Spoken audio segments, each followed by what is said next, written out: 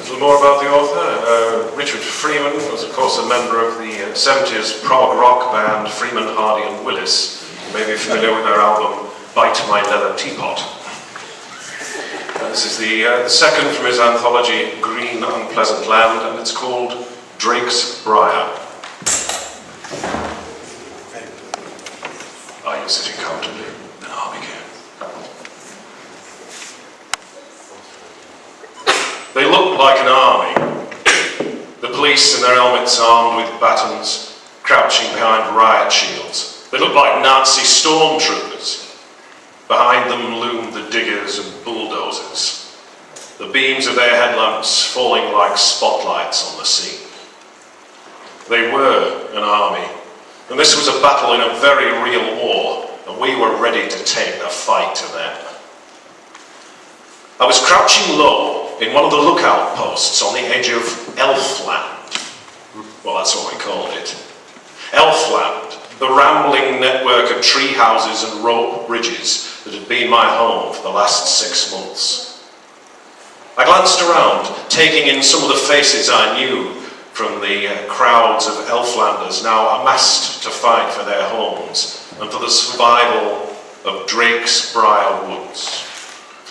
Kingsley Evans, the 6-foot punk with a pink mohawk and an absurd voice like a cartoon mouse. Crazy Lil with her shaven head and extensive tattoos. Billy the Troll, a hairy little Scotsman, so called from his ability to dig and live in tunnels. Oddest of all was Mrs. Parkhurst's, Elfland's oldest resident, a 70-year-old widow from the little town of Drake's End. She'd hated the proposed relief road and fought for the survival of the woods from the outset. She had been living in the ragged conglomeration of arboreal shanties longer than I had. I clutched the cricket bat to my chest and tensed myself for the police charge. Beside me were several petrol bombs and canisters of homemade napalm, a nasty mixture of Vaseline, polystyrene and petrol. I always knew it would come to this, the final battle. But the reality of being there, the thick, pendulous atmosphere made my stomach turn over. And then, from behind our ranks, came a voice. And when he'd eaten all he could, and when he'd had his fill, he crawled away and wound his tail 9 times about the hill. He stepped out of the shadows and pushed his way towards the front line. Walking forwards into no man's land, he stood before the police and work crew as bold as brass. It was Goatface. Goatface had always been a part of Drake's Brier as far as I was concerned, a semi-legendary character. I played in the woods as a boy. My friends and I would dare each other to go deeper into where the light didn't shine, into where the mad tramp lived. He would come scuttling out of the shadows, muttering under his breath, or sometimes loom from behind an ancient oak or yew, silent as a ghost. I guess he must have looked pretty much like the average tramp. He wore a fading black trench coat, even in the middle of summer. About it was tied a piece of hairy string in lieu of a belt. He had shabby grey trousers and hobnail boots. He had a long, unkempt beard that gave him his name, always flecked with spittle, filth and crumbs. It was almost as if he was cultivating something in it. His weather-beaten face had a Fagin-esque hooked nose and 2 matte, pallid eyes that shone out through the grime. He looked like some ungodly cross between Old Father Time and Albert Steptoe. And the woods themselves were just as odd. According to the maps, Drake's Brier covered around 300 acres, yet it seemed so much bigger. Perhaps it just looked that way through a child's eyes, but the odd effect still struck me when I returned as an adult.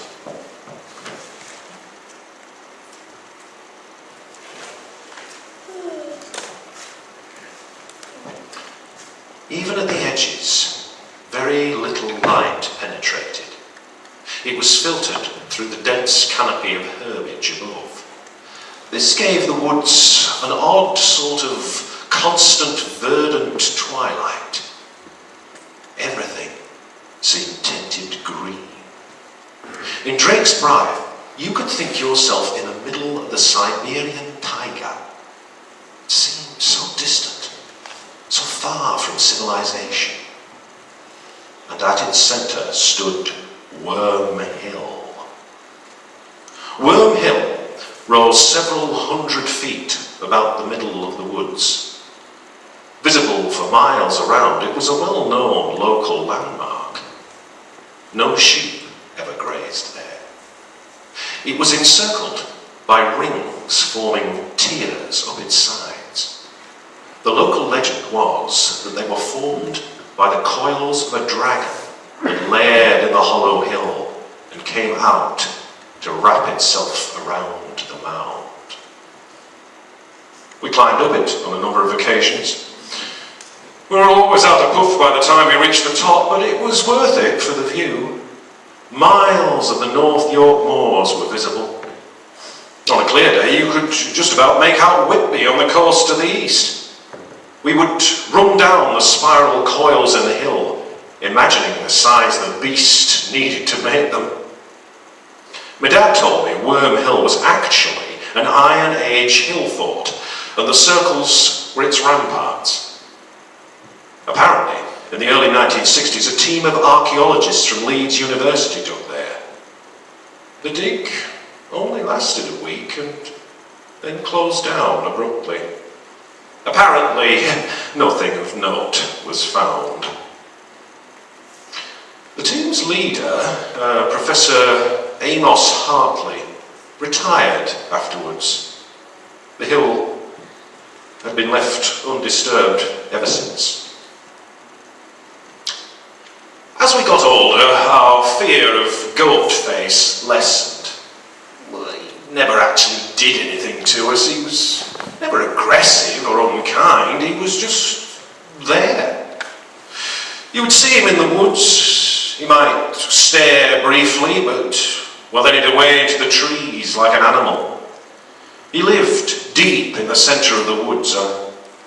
I only saw his arm a couple of times.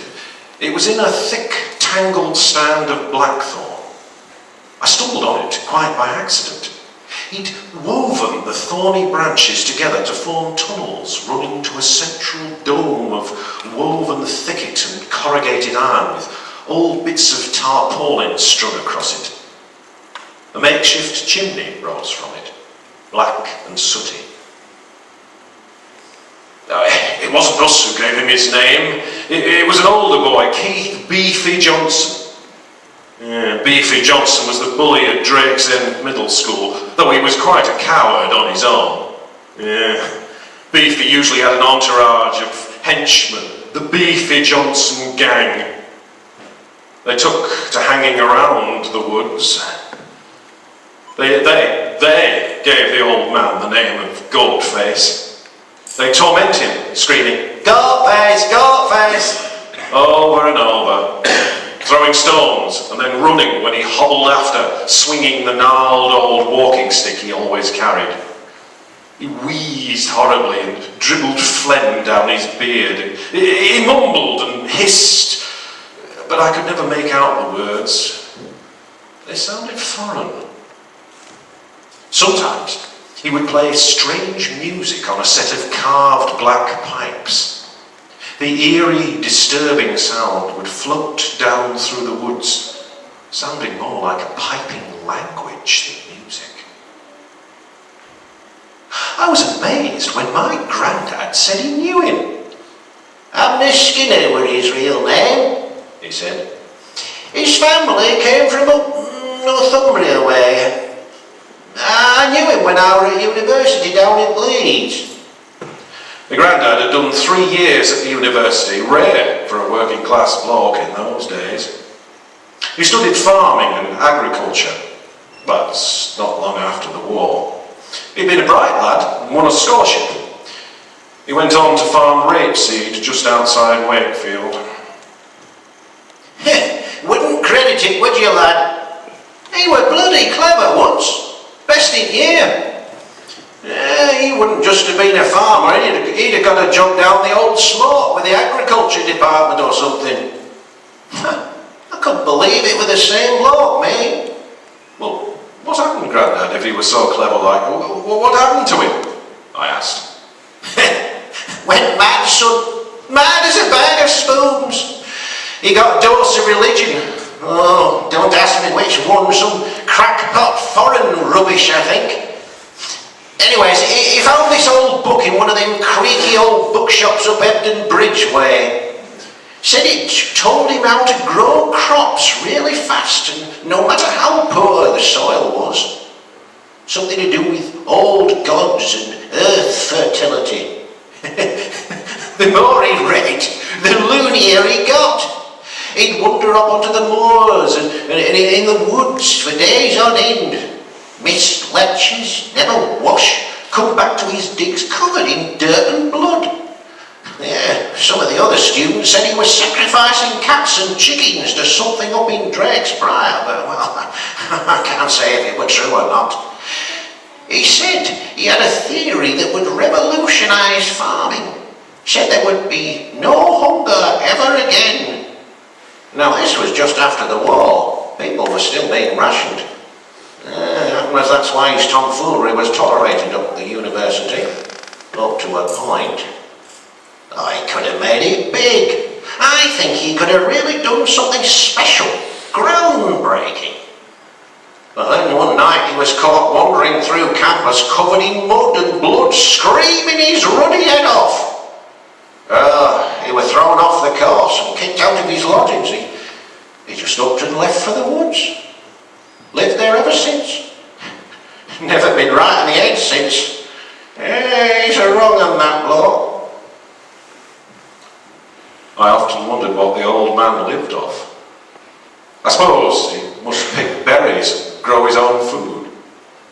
I thought he must have some livestock, because on several occasions I heard him mention feeding it. They seemed to be the only words he said that were not gibberish. The Beefy Johnson gang continued to torment Goldface for a couple of years. Then Beefy disappeared. No body was ever found, despite a massive police search. No one was ever charged.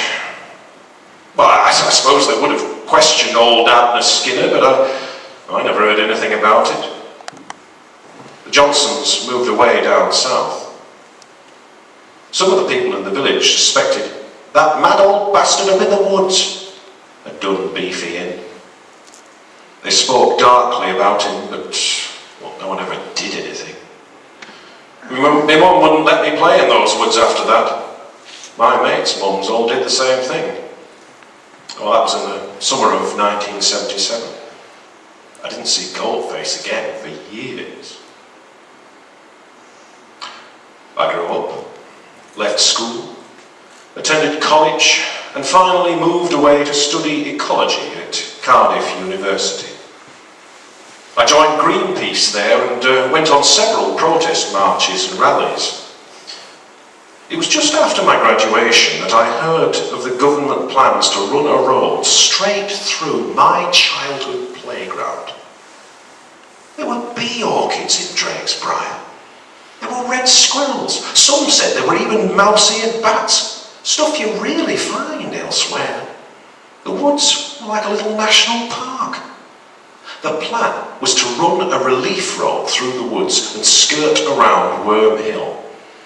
It would destroy many acres and bisect the forest. The danger the heavy traffic would pose to wildlife was obvious. Well, I left immediately to join the direct action protest. The thought of another piece of green stripped away forever made my blood boil. The fact that it was my piece of green made me all the more angry.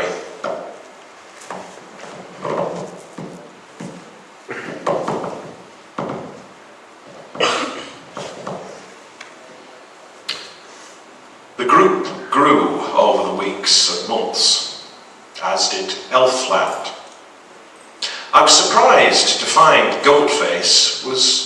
alive and well. We didn't see him that often. Well, usually we would hear his unsettling music rising through the woods when the moon was fat. A wet, reedy piping, pregnant with strangeness. When we did bump into him on some deep woodland path, he would never speak, but gave us a nod as if he knew what we were doing and was grateful. I almost got to like him. Almost. We'd cost the government hundreds of thousands of pounds and had put their nasty little project back months. Roadblocks, iron spikes in tyres and caterpillar tracks, sand in engines. Yeah, we tried all the tricks. Now, looked like it was all over. We were well entrenched, but vastly outnumbered. All that stood between the police and the diggers and us was Abner Skinner, old goat face. The sun was crawling behind the horizon, wrapping the whole scene in the ethereal cloak of twilight. The old man cast off the huge trench coat and stood bare-chested. His scrawny body was a network of scars, strange symbols carved into his flesh. I had an unpleasant feeling that they were self-inflicted. He threw back his head and bellowed, an animalistic primal scream that I found hard to equate with such a frail-looking old man. And then he began jabbering. Well, if they were words, then they were not in any language known to me. They sounded more like guttural snorts, high-pitched whines and horrid chitterings. Perhaps they were vestiges of the original primal language rising up from the old man's subconscious. Who knows? The police must have been slightly taken aback, but they didn't do anything. At the height of his maniacal ravings, he threw back his head and whipped a black-bladed knife out of his malodorous pocket. Quick as a flash, he was cutting sigils in his own flesh, opening up swirls and curves of flesh that wept tears of blood. His hands moved fast across his pigeon chest, whilst his face seemed lost in a ghastly expression, almost orgasmic ecstasy. As the rills of gore fell into the dust, he shrieked something that I think must have been an invocation, a calling, the name of something.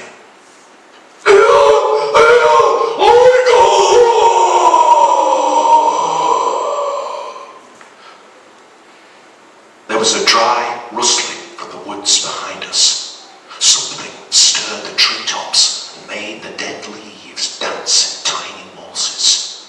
The ground began to tremble as if something was stirring beneath our feet. A murmur broke out among the ranks, and then someone noticed the police were staring not at us, but behind us. As one, the crowd turned and looked up at Worm Hill. There seemed to be a kind of odd nimbus around it, like a heat haze. It seemed to trace a path down the ruts that encircled the hill. The effect seemed to move with an Ophidian grace. It ran like water down the tracks, forming coils about the hill. As I watched, trying to work out what was causing the strange sight, I noticed that it seemed to be solidifying. The haze was becoming more like greenish light. The front end of the phenomenon reached the foot of the hill and seemed to slide into the trees. There was a rustling in the woods that began to grow as coil after coil of green light slithered down from the hill and entered the woods. None of us knew what it was. I think we were all imagining it to be some kind of trick Skinner had engineered. I recall being impressed at that point and wondering how the old bugger had pulled it off. None of us were ready for what came next. Out of the woods came a sound. It was like nothing I'd ever heard. I could try to explain it as being bird like a sort of thundering screech, but that would not do it justice. It had more bass. It was almost as if the sound was inside my head rather than external, but I know that can't be right. As I saw the others react to it, the noise seemed to stir something deep in my memory, something bad. There was another sound accompanying the screech. It was like the sails of an old-fashioned ship unfurling, or huge carpets being beaten. I realised with shock that I was listening to the beating of huge wings. We didn't scream. Not at first. We couldn't even move. What came crashing out of those woods, half slithering, half flapping, burnt itself onto the mind of everyone that saw it, together with one word: dragon. It was huge, hundreds of feet long. It rose from the shadows of Drake's Wood, its titan-backed wings half open. Armoured scales glistened an iridescent green, the sheen making rainbow patterns like oil on water. 4 tree-trunk-thick legs terminated in clutching scythe talons. The tail seemed to trail on endlessly into the woods with an unceasing writhing and coiling.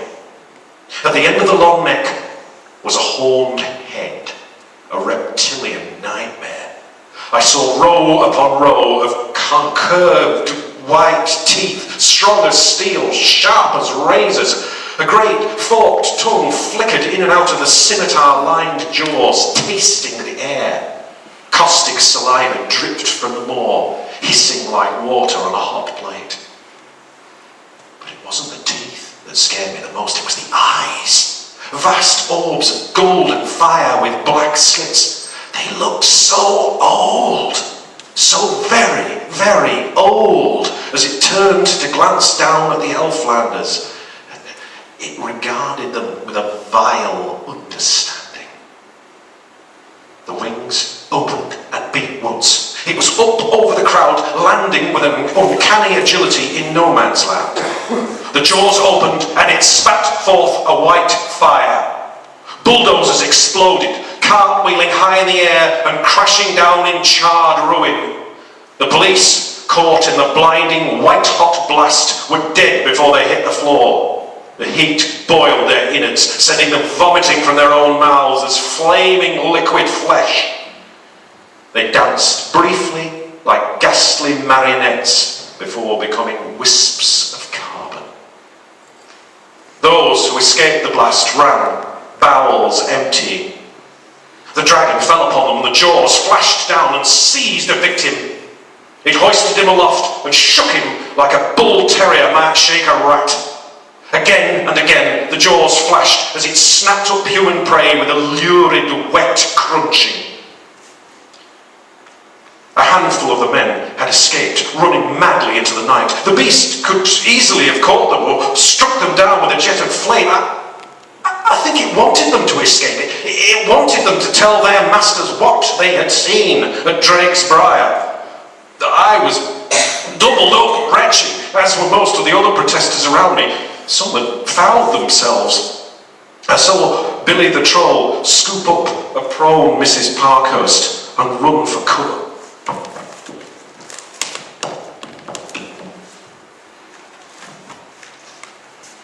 It screeched again, and some dark memory rose inside me. I was a frightened ape running across a plain under a hot sun, running for my life. A puny mammal that shat and pissed as it scampered for cover with other mewling members of its kind. A massive black shadow fell across the land as an airborne predator whirled above us. The screech came again, echoing through the ages, through the countless generations, across species and into the present day. The race memory faded, leaving me in spasms. I heard a human voice and my mind clutched at it like a drowning man grabbing a branch. I knew he'd come,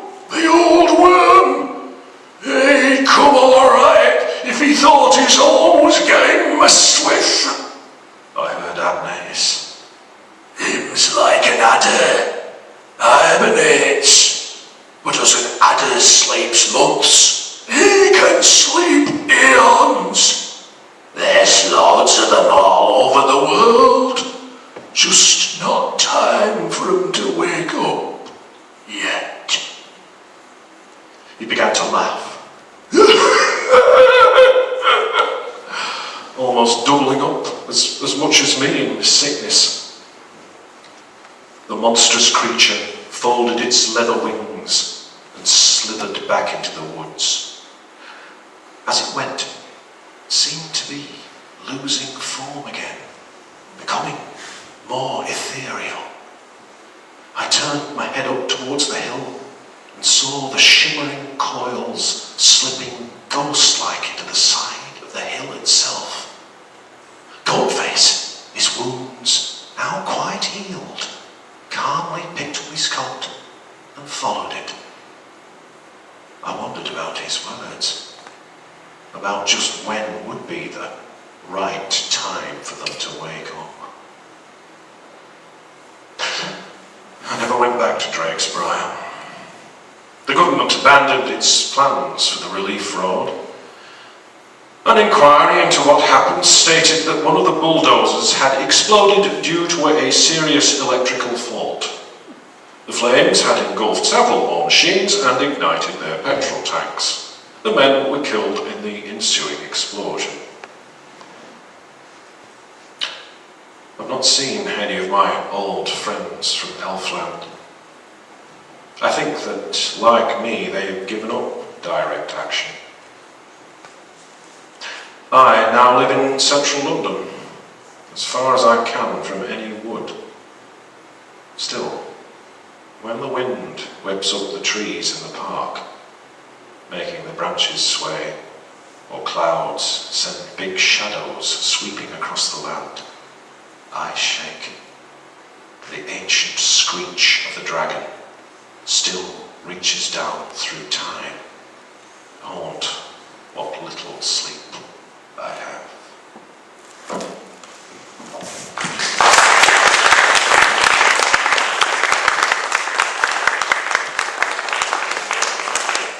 I don't know who to be proud of. Richard for writing that, Silas for reading it, or to thank my lucky stars I was the guy that published that. That's my favourite of the stories of Richard's book, and I think that